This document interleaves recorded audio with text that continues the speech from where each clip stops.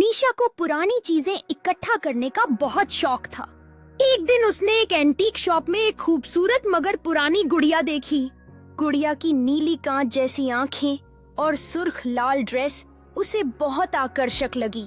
निशा ने इसे मजाक समझा और गुड़िया लेकर घर आ गई।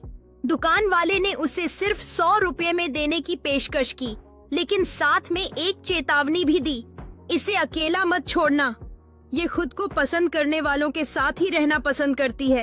एक रात जब निशा सो रही थी, उसे हल्की हल्की हंसी सुनाई दी, लेकिन उसी रात से अजीब घटनाएं होने लगी। चीजें अपने आप गिरने लगीं, बंद कमरों से फुसफुसाने की आवाजें आने लगीं, और सबसे डरावनी बात, गुड़िया हर सुबह अपनी जगह से हिली हुई मिलती थी। उसने लाइट ऑन की, लेकिन कमरे में कोई नहीं था। अगली सुबह निशा ने घबराकर गुड़िया को फेंकने का फैसला किया, लेकिन जैसे ही उसने उसे डस्टबिन में डाला, पीछे से एक आवाज आई, मैं फिर आऊंगी। जब उसने गुड़िया की तरफ देखा तो उसकी आंखें अब पहले जैसी कांच की नहीं बल्कि इंसानों जैसी दिख रही थीं। तभी निशा के फोन की टॉर्च अपने आप ऑन हो गई और वहाँ दीवार पर खून से लिखा था, अब खेलो मेरे साथ। उस रात के बाद से निशा के कमरे की लाइटें खुद ब खुद जल जाती थीं और कभी कभी उसे कानों में वही धीमी हंसी सुनाई देती थी।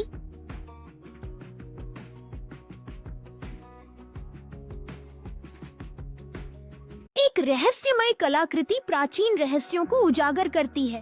खुदाई करने वाले एक पुरातत्वज्ञ एक छोटे ब्रश से कलाकृति पर से धूल हटा रहे हैं।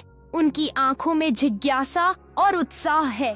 कलाकृति के रहस्यमय प्रतीकों और लेखन का विस्तृत दृश्य जो उनके जटिल शिल्प कौशल को दर्शाता है। एक विद्वान कलाकृति का अध्ययन कर रहा है जो प्राचीन ग्रंथों और चित्रों से भरी हुई पुस्तकों के बीच में है। एक पुरातत्वज्ञ का हाथ एक चमड़े की किताब पर नोट्स ले रहा है जो कलाकृति के बारे में अपने निष्कर्षों को दर्ज करने में गहरी ध्यान केंद्रित कर रहा है। एक प्राचीन मानचित्र एक लकड़ी की मेज पर फैला हुआ है जिसमें कलाकृति केंद्र में रखी है और चारों ओर रंगीन मार्कर हैं। छात्रों का एक समूह कलाकृति के चारों ओर इकट्ठा है जो इसके महत्व पर चर्चा कर रहा है।